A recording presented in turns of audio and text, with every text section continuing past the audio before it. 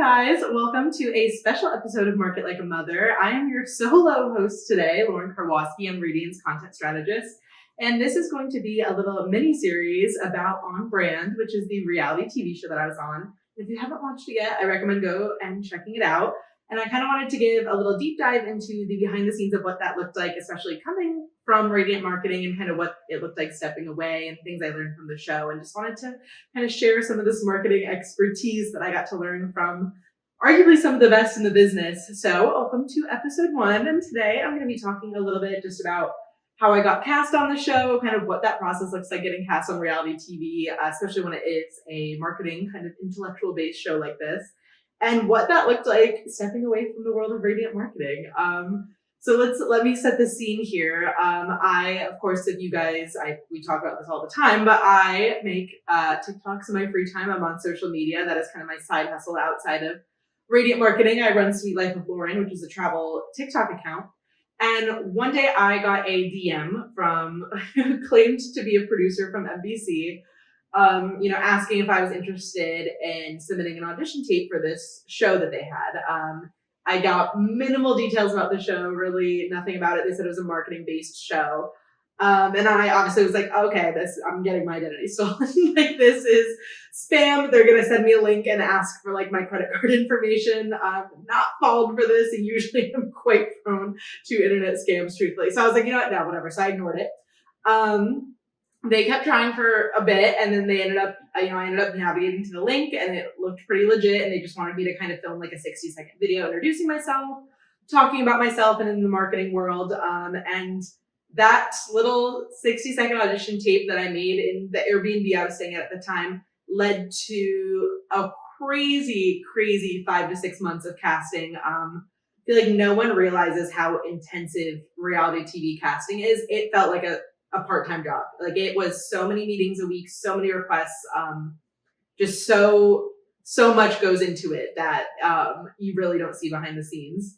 So throughout this whole process, I didn't tell anyone. I didn't tell specifically Radiant. I just kind of was doing this in my free time outside of Radiant. I think I told my mom. I mean, big 27-year-old over here still needs my mom's approval before I go through with things. But for months, I was completing psychological evaluations, personality questionnaires. I was meeting with cast member, story people about what my story would be. And once I started making it to the final rounds, kind of started this intensive marketing test, if you will. Again, the premise of On Brand is it is a marketing competition show, kind of similar to The Apprentice. So it's kind of marketing-based competition. So they wanted to see how we would perform in those competitions. So they were constantly sending us riddles or, case studies of what would you do? This business comes to you with this idea. What would you do? Quizzes about pop culture, geography, history, everything that you could think of. Just testing to kind of see how you would perform these settings, what your background in marketing is. What do you like about marketing? What's your niche in marketing? So during that time, I actually did get to talk a lot about what I was doing at Radiant, which was cool. Again, fast forward 5-6 months, all of this is going on, and I finally get the contract, the okay of hey, this is happening. It's going to film in New York City for anywhere from a month to 2 months. Timelines are very fluid when it comes to these things. You don't know how long it's going to take. You will have your phone taken. You will be away from the world for about 2 months. You can't work, you can't do anything, you can't post on social media. So it was finally in that moment when I was like, oh my God, I have to tell Karen. Hey guys, let me preface, because she's not on this episode with me today, but Karen is literally the best boss. She is so kind. She is so sweet. My fear didn't come from me thinking she was going to react negatively. I think I was just so nervous because I am younger in my career, and I don't know, asking to take a step away to film a reality show felt like a really silly, unserious ask where I just kind of was like, I want to be taken seriously, or is this going to, hurt my professional reputation? Are they going to be like, what the heck? Also, I guess there was a fear of hey, if I leave to do this, will I come back to a job? Am I going to take 2 months off? And they're like, you know what, we did really well without you in these 2 months. Turns out your role isn't needed. All of these thoughts were going through my head. And I put like a one-on-one on the calendar for me and Karen. I don't think I ate all day. I was so nervous. But I wanted to really come into the meeting with as many details as possible. So I was like, here's everything I'm legally allowed to tell you. Here's a plan for, who could take over my responsibilities, what I could get done in advance. Like I really tried to come into the meeting, not just being like, hey, I'm going to leave you high and dry for 2 months. I wanted her to see that I, was fully planning on coming back after, and I was prepared, and I didn't want to leave the team in a negative space. So I really took a few hours together, and I identified, what are the things in my role at Radiant that could be done in advance. I do a lot of blog writing for our clients. And a lot of these marketing calendars, we build them out for the whole year. So I'm like, I could buckle down and I could knock out, the next 2 months of blog writing for some of these clients. I also have my hand in a lot of social media. So I was like, I could be pre-making these posts, pre-scheduling them. Like I was like, there's a lot I can do in advance. Even, my email newsletters. I was like, let me schedule some of them if I can. So I came into this meeting with Karen. Obviously, she was so wonderful and she was so excited for me above all.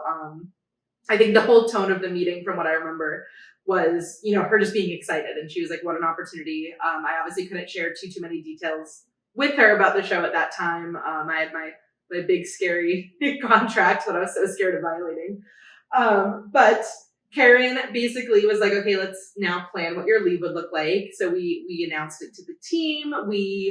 I met with anyone I needed to meet with within my role of like who's taking over what. Is someone managing my inbox while I'm gone? We did have a few days off from filming here and there. I was like, okay, are there days where I could hop on and just at least clear my inbox, at least, check in if there's any like urgent, issues going on, time sensitive matters. We wanted to put as many systems in place as possible so that our clients didn't feel a gap. But again, what was important for me also is that the team didn't feel a gap. And I really did not want anyone to be inconvenienced by me leaving. And I kind of want to dive into the emotional side of it as well. Obviously, I kind of told you guys what that process looked like going through it, and kind of the actual logistical side of like what was put in place and how I was able to step away from Radiant to do this.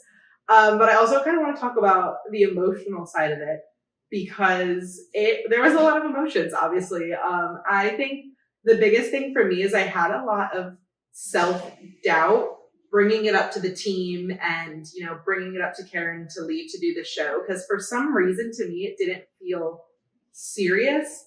I guess I kept thinking in my head of all the reasons why people step away to leave a job or go on a sabbatical. And I was like, okay, like having a baby, you're getting married, the passing of someone important in your life, health reasons. Like I was like, there are all of these super serious reasons which someone takes a sabbatical, and usually on the team everyone is more than willing and eager to step up and take on work to help this person go on sabbatical because these reasons feel so important.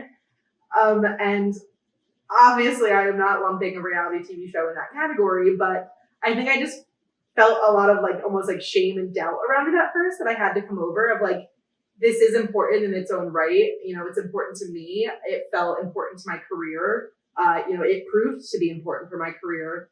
I also felt like there was a world in which it was important to Radiant. I would bring back all these marketing skills. It shed a spotlight on Radiant. In the weeks that the show was airing on TV, our search results for Radiant and visitors to the website was up.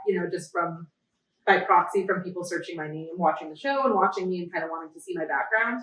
So especially now looking back, it was important, but I think I almost had to like convince myself before I convinced others that this was something important to do, which looking back is silly because it is such a big deal and everyone on the team was so excited for me. But I don't know, sometimes I think it's like this self-doubt and I don't know, maybe not feeling like the path that you're choosing to pursue is important or serious enough. But I think like one of my biggest takeaways from doing the show is that like success in everyone's path, especially in the marketing world, looks so different.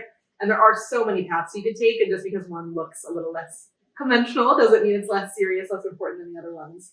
So I guess, kind of takeaways was, wow, there is so much work that goes into casting a reality show. And now every time I watch any reality show, obviously I've been watching like Love Island this summer, all these shows, I just am like, wow, these people dedicated like 6+ months of their lives just to go through casting for a shot at getting on that show. So I give anyone props who went through that process because it's long. It honestly felt like a part-time job in itself.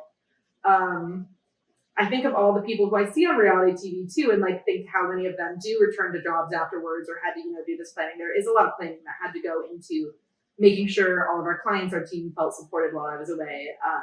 So definitely, again, something I think about now when I watch all these people on reality TV and they share what their jobs are. I'm like, did their process look like mine? Like, what did their leave look like? And I guess like above all, shout out to my amazing team at Radiant and Karen, because I mean, they were having watch parties when the show was airing. Like Tess, I forget Tess's title because she switches often. So Tess, so sorry, but Tess sent out like goodie bags to the entire team for the watch party of the first episode. I felt so immensely supported in this, and I'm so thankful to work on a smaller, remote team like Radiant that allowed me to have this flexibility. So just a little glimpse behind the curtain there. This was me wrapping up episode 1. You can watch it on YouTube if you're not seeing. I'm sitting in my lovely Airbnb right now. It's very nautical themed on the couch if you want to see. And stream us on Spotify, on Apple Music. And next episode I'm going to be talking about is kind of the process behind the scenes and diving into more of the actual show and filming the show and the basis of the show and how I prepared for that. So see you soon.